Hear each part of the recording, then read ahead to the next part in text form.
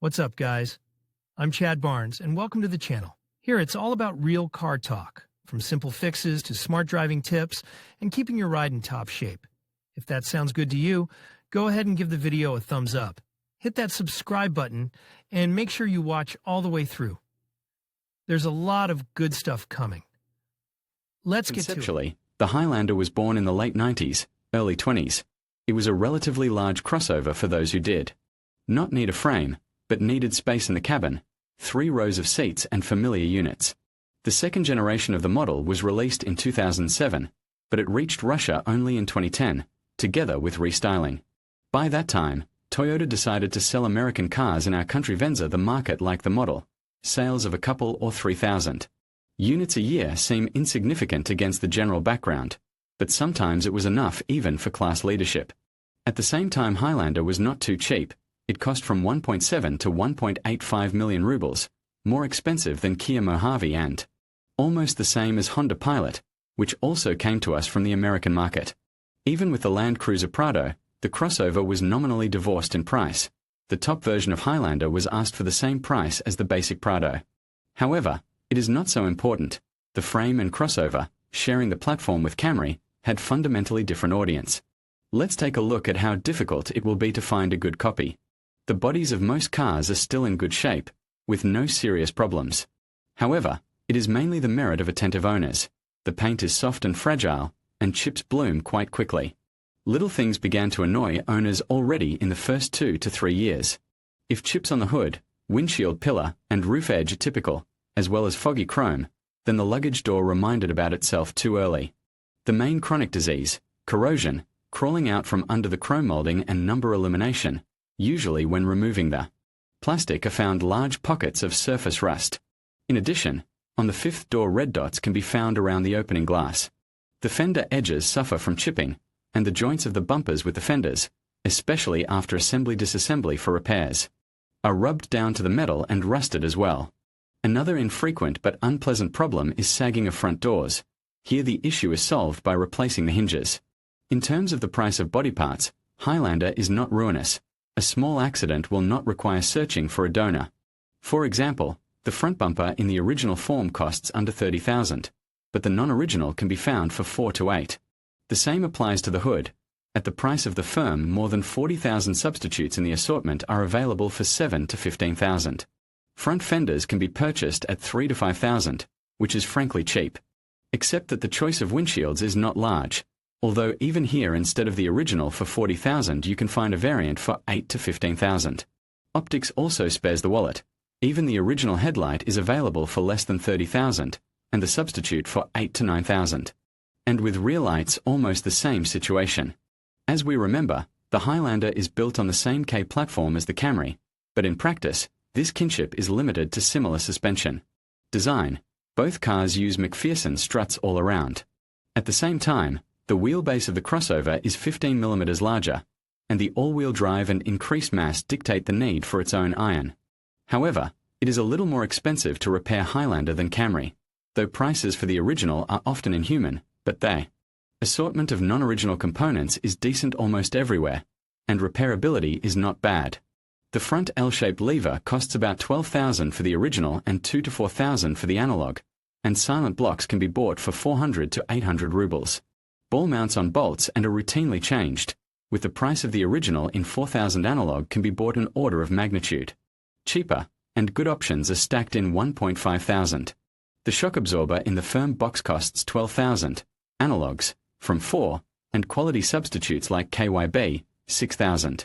Stabilizer struts are suitable from Camry and Venza and cost from 300 to 400 rubles per piece in the non-original version. Behind suspension is also simple. A rack McPherson plus 2 transverse pulls and 1 longitudinal. For the rods, the Japanese do not assume the standard replacement of silent blocks and ask for 5 to 6,000 for each, but, of course, everything can be bought non-original, levers from 1,500 and silent blocks from 400 rubles. In general, the suspension when buying should be examined for potential bargaining, and frankly neglected machine will require money. For quality repair, but there is nothing to be afraid of here. There is nothing to be afraid of in the braking system. The most usual disc mechanisms with a floating bracket around are applied here, except that in front, 2-piston. Accordingly, in front it is necessary to pay attention to work of calipers and absence of skew of pads and jamming, and behind to estimate condition of cables and mechanism of drum handbrake, which from inactivity sours. Expendables here are quite affordable. The front ventilated disc on 328mm costs $5,000 in the original version and from $2,000. 4 substitutes, although a quality part will still cost $3,000 to $4,000. 4 rear unventilated 309mm discs.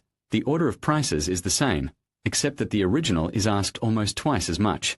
The major constructive difference between Highlander and Camry lies in the steering. Unlike the sedan equipped with power steering, the crossover received electric power steering on the steering shaft. Maybe it means some loss in informativeness, but from the point of view of service and repair promises potential economy, it is not necessary to change oil, and the restored rack if necessary can be bought for $10,000 to $15,000. However, it is still necessary to bring it to this point. The resource of clean mechanics in the absence of moisture and dirt is very high. Except that the electric booster itself will require some 10,000 rubles at replacement or repair, so it is necessary to make sure that it works quietly, without jerks and change of effort. From chronic unpleasant trifles it is possible to mention a knock produced by a steering shaft. Globally, this can be solved only by replacing the steering shaft with an updated one, although some people undertake the reassembly and independent modernization with the addition of rolling bearings. In the United States, the Highlander was offered in a front-wheel drive version. Now such cars with a 2.7-litre engine are also available here. However, we officially received only all-wheel drive versions. All-wheel drive here is permanent, with interaxle differential. However, its advantages end here. Inter-wheel locks can be found only in the assortment of tuning, there is no reduction range, and the crossover did not have any special assistance except imitation of locks by brakes. However, buyers of these cars mostly understood that conquering off-road they do not expect, so complaints about the work of four-wheel drive are rare. When choosing a car today, you should check the operation of the four-wheel drive itself, as well as inspect the corner gearbox for leaks, check the condition of oil and make sure that the gimbal is in good working order. They are traditionally not cheap here. Russian buyers also had no choice of transmission. The only motor implied the only gearbox. 5-speed automatic U151E is also well known in our country from Camry, but not from the previous 1550, but from even older one. 1540 in general, it has proved itself well. Of course, it is not the old guard like the 4-speed U140, but its direct successor. 5-speed boxes were developed on the basis of just those 4-speed. However, on Camry automatic machine worked in pair with 4-cylinder engine 2-4 and lived happily ever after, but on Highlander with weight under 2 tons and V6 engine with 273 HP, it has a hard time.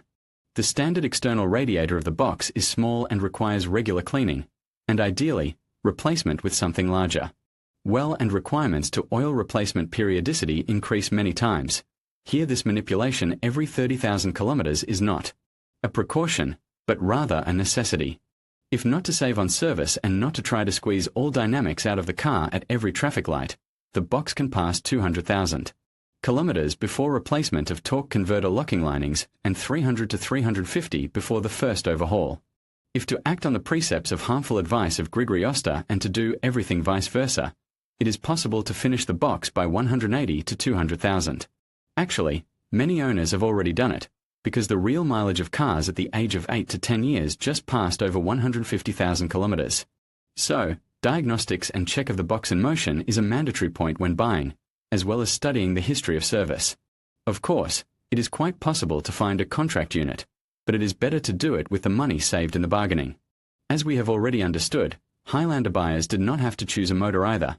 The only option was 3.5-litre 2GRFA, perfectly familiar to us from the legendary Camry 3.5. However, the Japanese did not reach the adaptation of the power, and if on the Camry 1550 this motor was later defortified to 249 HP, then on imported Highlander it produced honest American 273, which causes suffering of owners because of the transport tax of 40,000. But otherwise the engine is quite good. There is resource chain timing, simple distributed injection and decent reserve on durability of cylinder piston group. There are small chronic features like cracking of clutches of phaser regulators, especially exhaust, at the price of each in 10,000.